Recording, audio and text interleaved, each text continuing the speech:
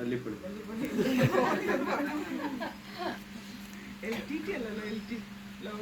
തല്ലിന്റെ വേറെ പേരാണ് അടി, ആണോ അല്ലയോ? ഇപ്പൊ തല്ലിപ്പൊളി എന്താവും? അടിപൊളി.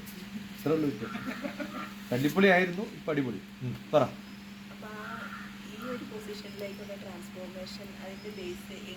ഒന്നും നമുക്ക് പറയാൻ പറ്റില്ല. എൻ്റെ വീട്ടിൽ മാത്സ് പഠിക്കാൻ പറ്റില്ല എന്നൊക്കെ ഏട്ടൻ വാശി പിടിച്ച് പറഞ്ഞതാണ്. എനിക്ക് മാത്സ് പഠിക്കാൻ പറ്റില്ല. ഞാൻ കാണിച്ചു തരാം. വാശിയാണ്, വെറും വാശി. ഏട്ടൻ പറഞ്ഞത് എനിക്ക് മാത്സ് പഠിക്കാൻ പറ്റില്ല, എന്നാ ഞാൻ കാണിച്ചു തരാം. എൻ്റെ ഏട്ടനായിരുന്നു എൻ്റെ guardian, professor T P Sreedharan. പക്ഷെ കുറേ കാലം കഴിഞ്ഞപ്പോൾ എൻ്റെ ക്ലാസ് പല സ്കൂൾസിലും അറേഞ്ച് ചെയ്യാൻ എൻ്റെ ഏട്ടനാണ്. ഇത് കൊണ്ടുപോയിട്ട് പറയും, എനിക്ക് അഭിമാനം ഉണ്ടെന്ന്. ഞാൻ യൂണിവേഴ്സിറ്റിയിൽ ഡയറക്ടറായിട്ട് വരുമ്പോൾ ഏട്ടൻ പറഞ്ഞു, പോരുതിട്ട് മഹാപൊട്ട സ്ഥലമാണ്, പൊട്ടയാണെങ്കിൽ ഞാൻ നന്നാക്കാം. യൂണിവേഴ്സിറ്റി മഹാമോശമെന്ന് പറഞ്ഞു. ശരി, എന്നാൽ ഞാൻ നന്നാക്കാം. ഏട്ടൻ പറഞ്ഞു പറ്റില്ല, കേരളത്തിൽ ഒന്നും എനിക്ക് ചെയ്യാൻ പറ്റില്ല, ഒന്ന് കാണിച്ചു തരാം. 1.5 കൊല്ലം വർക്ക് ചെയ്തു. ഏട്ടൻ വന്ന് കണ്ടിട്ട് പറഞ്ഞു, ഇങ്ങനെയൊക്കെയായി. കംപ്ലീറ്റ് മാറ്റി, ഇൻഫ്രാസ്ട്രക്ചർ അടക്കം മാറ്റി. എൻ്റെ വീട് എങ്ങനെ മാറ്റിയെന്ന് ഇവരിപ്പോൾ വന്നപ്പോൾ കഥ പറഞ്ഞില്ല. Building doctor T P S നോക്കിയാൽ കാണാം എൻ്റെ വീട് എങ്ങനെ മാറ്റി. Construction doctor T P S complete picture എടുക്കും. എന്നിട്ട് തുടങ്ങിയത് ഇവിടെ, അവസാനിച്ചത് ഇവിടെ, രണ്ടുമുണ്ട്. ഒക്കെ ചെയ്യണം ഞാൻ. അതിൻ്റെ പ്ലാനിങ് ഞാനാണ്. നമ്മൾ ഒബ്സർവ് ചെയ്യുക, നന്നായിട്ട് ഒബ്സർവ് ചെയ്യുക, നന്നായിട്ട് ശ്രദ്ധിക്കുക. എൻ്റെ ട്രസ്റ്റിൻ്റെ പേര് ശിക്ഷ ആണ്. എന്താണ്? SHIKSHA അല്ലേ? ആദ്യത്തെ SHA എടുത്ത് ലാസ്റ്റ് ഇട്ടാൽ SHA എന്നായി. എൻ്റെ പേരാണ്. നമ്മൾ ക്രിയേറ്റീവാണ്. എന്താ വേണ്ടത്? എൻ്റെ വീട്ടിൻ്റെ പേര് ജ്ഞാനം എന്നാണ്. എന്താണ്? ജാനകി നാരായണൻ മെൻട്രി, അച്ഛൻ്റെ അമ്മേൻ്റെയും പേരാണ്. അതിപ്പോൾ എൻ്റെതല്ല, എൻ്റെ വീട്. എൻ്റെ പിന്നെ എല്ലാ ബ്രദേഴ്സിൻ്റെയും സിസ്റ്റേഴ്സിൻ്റെയും കൂടിയാണ്. ഇപ്പം നമ്മൾ ഒന്നും പ്രതീക്ഷിക്കാതെ കുറേ കാര്യങ്ങൾ ചെയ്യും. ഇപ്പം ഞാനിപ്പോൾ ഇവിടെ വന്നു, നിങ്ങൾ പ്രതീക്ഷിച്ചിട്ടാണോ വന്നത്?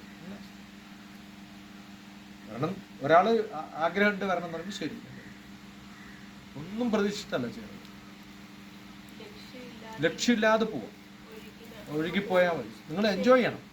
പക്ഷെ ഓരോ ദിവസവും അയ്യോ വേണ്ടായിരുന്നു എന്ന് തോന്നിക്കഴിഞ്ഞാൽ നമ്മൾ എന്ത് ചെയ്യുമ്പോഴും കുഴപ്പമില്ല, തെറ്റേയല്ല. തെറ്റെന്ന് പറഞ്ഞൊരു സംഭവം ലോകത്തില്ല. തെറ്റും ശരിയും ഒന്നുമില്ല ഈ ലോകത്ത്. ഓക്കെ, ധാർമ്മികം അധാർമികം, ഓക്കെ, ലീഗൽ ഇല്ലീഗൽ ഒന്നുമില്ല. സത്യം പറഞ്ഞാൽ എവിടെ ആര് എങ്ങനെ ആരോട് എപ്പോൾ ആരുടെ മുന്നിൽ വെച്ച് ചെയ്യുന്നു എന്നുള്ളതാണ് തെറ്റും ചെയ്യും. മനസ്സിലായോ?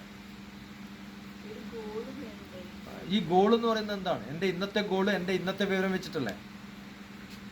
ആണോ അല്ലയോ? എനിക്ക് കുറച്ചും കൂടി വിവരം വരുമ്പോഴോ എൻ്റെ ഗോള് മാറില്ലേ? അപ്പോൾ ഗോൾ ഒന്നാണോ വേണ്ടത്? അപ്പോൾ തൽക്കാലം എൻ്റെ ഗോൾ എന്താണ്? തൽക്കാലം മോളുടെ ഗോൾ എന്താണ്? 12ാം ക്ലാസ് നല്ല മാർക്കോട് കൂടി ഫുൾ പഠിക്കണം. ഫുൾ പഠിച്ചു കഴിഞ്ഞാൽ നല്ല മാർക്ക് കിട്ടും. നല്ല മാർക്ക് കിട്ടണം എന്ന് പറയുമ്പോൾ പറ്റില്ല. നല്ല മാർക്കോട് കൂടി ഫുൾ പഠിക്കണം. ആ ഒറ്റ ഗോൾ ഉണ്ടായാൽ മതി. ഇപ്പം ഞാൻ ചെയ്യുന്നത് കറക്റ്റ് അടിച്ചു. പക്ഷെ അത് മാത്രം പഠിച്ചാൽ പോരാ. എൻ്റെ കൂടെയുള്ള, ഇപ്പം അതിനകത്ത് ഏതെങ്കിലും ഒരാളുടെ പേര് വരുന്നുണ്ടെങ്കിൽ എക്കണോമിസ്റ്റ്. ഇപ്പം അടുത്ത കാലത്ത് നോബൽ സമ്മാനം കിട്ടിയ എക്കണോമിസ്റ്റ് ആരാണ്? ഇന്ത്യയായിട്ട് ബന്ധമുള്ള. അതിന് ഉത്തരം പറയാൻ പറ്റണം. ആ ചോദ്യം നമ്മൾ ഉണ്ടാവണം. ആരാ? ബംഗ്ലാദേശിക്കാരൻ. ആരാ? അനു ആരാ? Economics Nobel recent past, Bangladesh. She got an award in his name. MIT-യിൽ അയാളുടെ പേരിൽ അവാർഡ് കിട്ടിയ ആളായിരിക്കും. മനസ്സിലായോ? ഇപ്പം എന്ത് ധൈര്യത്തിലാണ് ഞാനത് ചോദ്യം ചോദിക്കണേ? ഉത്തരം പറയുന്ന അറിയുന്നുണ്ടല്ലോ, അല്ലെങ്കിൽ നാണക്കേടാവില്ലേ? ആവില്ലയോ? അല്ലേ? പഠിക്കണം. ആ ചോദ്യം നമ്മളുണ്ടാവും. ആ ചോദ്യം അടിക്കുമ്പോൾ അടുത്ത ചോദ്യം വേണം, ആരാണ് ആദ്യം നോബൽ സമ്മാനം കിട്ടിയത്? എന്താണ് ഈ നോബൽ? പേരെന്തുകൊണ്ടോ? എവിടെയാണ് ഇത് തുടങ്ങി? ലോകത്തിൽ ഏറ്റവും കൂടുതൽ നോബൽ സമ്മാനം കിട്ടിയ സ്ഥലം ഏതാണ്? എക്കണോമിക്സാണ് പഠിക്കേണ്ടത്. ലോകത്തിൽ ഏറ്റവും നല്ല എക്കണോമിക്സ് പഠിക്കാൻ പറ്റുന്ന ഗ്രാജുവേഷൻ്റെ സെൻറ്റർ ഏതാണ്? London school of economics. ഇപ്പം എൻ്റെ ലക്ഷ്യം എന്താവണം? ലണ്ടൻ സ്കൂൾ ഓഫ് എക്കണോമിക്സിൽ ചേരാൻ പറ്റുമെന്നുള്ള വേറൊരു കാര്യം. മനസ്സിലായോ? അങ്ങനെ മോഹങ്ങൾ നമ്മൾ ഹയസ്റ്റ് മോഹമായിട്ട് വെക്കണം. ഇപ്പം ഞാൻ ഫിലിമിൽ കയറുന്ന സമയത്ത് ഫിലിമിലുള്ള 4 ആളുടെ പേര് പറയാൻ പറഞ്ഞാൽ അറിയില്ല എന്ന് പറയാൻ പറ്റും. ഇപ്പോൾ എക്കണോമിക്സിൽ 5 ആളുടെ പേര് പറയാൻ പറ്റില്ല, ഒട്ടനെ പറയാൻ പറ്റില്ല. ഇന്ത്യയിൽ തനിക്കറിയുന്ന ഏറ്റവും നല്ല എക്കണോമിസ്റ്റ് ആരാണ്? മൻമോഹൻ സിംഗ്. എക്കണോമിക്സ് ആണ്. മൻമോഹൻ സിംഗിന്റെ എക്കണോമിക്സ് കൃത്യമായിട്ട് ഫലിപ്പിച്ചതാരാ? LPG കൊണ്ടുവന്ന ആരാ? എന്താ LPG? എക്കണോമിക്സിലായിരിക്കും. ലിബറലൈസേഷൻ, പ്രൈവറ്റൈസേഷൻ, ഗ്ലോബലൈസേഷൻ പഠിച്ചിട്ടുണ്ടല്ലോ അല്ലേ? അത് കൊണ്ടുവന്ന ആരാ? PV നരസിംഹറാവ്. ഞാൻ എക്കണോമിക്സ് പഠിപ്പിക്കുന്ന మాట. അപ്പൊ നമ്മൾ ഒരു വിഷയത്തിൽ വരുമ്പോൾ എങ്ങനെ പോകണം?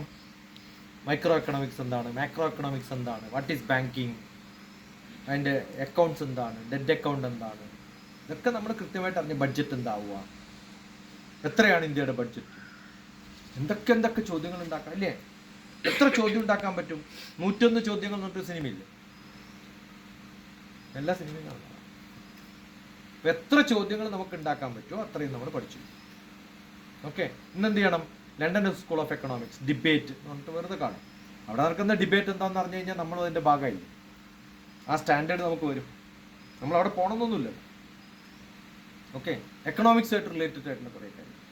ഇപ്പം കൊമേഴ്സ് പഠിക്കുന്നുണ്ട്, ബാങ്കിങ്ങുമായിട്ട് റിലേറ്റഡ്. ലക്കി ഭാസ്കർ സിനിമയില്ലേ? അത് എക്കണോമിക്സ് ആണ്, ആണോ അല്ലയോ? അവസാനം അയാളൊരു കാർഡ് കാണിക്കുന്നുണ്ട്. സിനിമ കാണില്ലേ? അതുമില്ലേ? അതിനകത്തൊരു കാർഡ് കാണിക്കുന്നുണ്ട്. ഈ കാർഡ് ഉണ്ടായാൽ ലിമിറ്റ്ലെസ് ക്രെഡിറ്റ് ആണ്. അതുള്ള ആളാണ് ഞാൻ. മനസ്സിലാവുന്നുണ്ടോ? അതിന് പിന്നെ ക്രെഡിറ്റ് എടുക്കാൻ ഇത്ര ലിമിറ്റ് ഒന്നുമില്ല. ഇപ്പൊ എക്കണോമിക്സ് കാണുമ്പോൾ എന്ത് വേണം? അതിനകത്ത് ലക്കി ഭാസ്കർ അവസാനം പറയുന്നുണ്ട്, കുറേ കാശുണ്ടായിട്ട് അവസാനം താഴെ വീണ് പൊങ്ങിയൊക്കെ വരുമ്പോൾ അയാൾ പറയുന്നുണ്ട്, ഈ കാർഡ് എൻ്റെ കയ്യിലുണ്ട്. അതാർക്കും അങ്ങനെ എളുപ്പം കിട്ടുന്ന സംഭവമൊന്നുമില്ല. കിട്ടുന്ന മിനിമം ഒരു ഗ്രേഡ് ഉണ്ട്, അതൊക്കെ വേണം. അത്രയും കാശുള്ളവർക്ക് കിട്ടും. അപ്പം നമ്മുടെ ജീവിതത്തിൽ ഓരോന്ന് ശ്രദ്ധിക്കണം, ശരിക്കും ശ്രദ്ധിക്കണം. 3 Idiots മൂവി കാണുമ്പോൾ ശരിക്കും ശ്രദ്ധിക്കണം. ഇങ്ങനെയൊക്കെയാണ് പഠിക്കേണ്ടതെന്നൊക്കെ അപ്പോഴാണ് അറിയാം. അപ്പം മനസ്സിലായില്ലേ എങ്ങനെ പഠിക്കേണ്ടത്? ഒരു ദിവസം എത്ര ഡോക്യുമെൻ്ററി കാണാം, അതൊക്കെ കംപ്ലീറ്റ് എൻ്റെ സ്റ്റോറി എഴുതുക. എന്നിട്ട് നല്ല അതിനെക്കുറിച്ചൊരു നോട്ട് ഉണ്ടാക്കുക. എല്ലാ ദിവസവും അങ്ങനെ കണ്ട 365 ഡോക്യുമെൻ്ററി ഒരു കൊല്ലം കണ്ടാലുണ്ടല്ലോ, മാഷ് പറ, മാഷ്ക്ക് വീടുണ്ടോ നോക്കട്ടെ. ഞാനൊക്കെ അങ്ങനെ ക്ലാസ്സിലിരുന്നത്, പക്ഷെ മാഷൊന്നും ഉപദ്രവിച്ചിട്ടില്ല കേട്ടോ. എന്നൊക്കെ പഠിപ്പിച്ച മാഷ് എൻ്റെ പിന്നാലെ, ഞാൻ നാട്ടിൽ വരുമ്പോൾ ഒന്ന് കാണാൻ പറ്റുമോ, നമുക്കൊന്ന് ഡ്രൈവിന് പോകാനൊക്കെ പറയും. മാഷന്മാർ ആരെങ്കിലും അങ്ങനെ പിള്ളേരോട് പറയും. എന്നോട് പറയാറുണ്ടോ? ഞാൻ അന്തം മാഷൊക്കെ വിളിച്ചില്ലെങ്കിൽ ഒരു 2 മാസം കൂടുമ്പോൾ 1 മാസം കൂടുമ്പോൾ വിളിച്ചിട്ട് പറയും, കുറേ ദിവസമായല്ലോ നീ സംസാരിച്ചിട്ട്. എന്നെ പഠിപ്പിച്ച മാഷ് എത്ര 40 കൊല്ലം മുമ്പ് പഠിപ്പിച്ച മാഷ്. ഇപ്പം എൻ്റെ സത്സംഗ് ഗ്രൂപ്പിൽ എൻ്റെ പാർക്കു ടീച്ചറുണ്ട്, എന്നെ പഠിപ്പിച്ച മാത്സ് പഠിപ്പിച്ച ടീച്ചർ. എന്നെ മാത്സ് പഠിപ്പിച്ച്, എന്നെ 9ാം ക്ലാസ് പഠിപ്പിച്ച മാത്സ് പഠിപ്പിച്ച ടീച്ചർമാരൊക്കെ എൻ്റെ ഗ്രൂപ്പിലുണ്ട്. അവർ ഈ സംഭവമൊക്കെ കാണും. എത്ര മാഷന്മാർ നിങ്ങളൊക്കെ ഓർക്കും? എന്നൊക്കെ എല്ലാ മാഷന്മാരും ഓർക്കും. ഓട്ടെ, അപ്പം നമ്മൾ നല്ലപോലെ പഠിക്കുക, നല്ലപോലെ വായിക്കുക, ആ ശീലം നമുക്കുണ്ടെങ്കിൽ പിന്നെ ഒന്നും ആലോചിക്കണ്ട. കരിയറൊക്കെ ഇങ്ങോട്ട് വരും, പൊക്കിക്കൊണ്ട്. ബിടെക് കഴിഞ്ഞപ്പോൾ 23 ജോലിയായിട്ട് 23 കമ്പനികൾ. അവർ ശമ്പളം പറയുമ്പോൾ ഇതെനിക്ക് ഓൾറെഡി കിട്ടിയ എത്ര ശമ്പളം, എക്സ്ട്രാ എന്തായാലും 100. മനസ്സിലായോ? അങ്ങനെ ആവണം. അങ്ങനെ ആവാൻ വലിയ ബുദ്ധിമുട്ടൊന്നുമില്ല.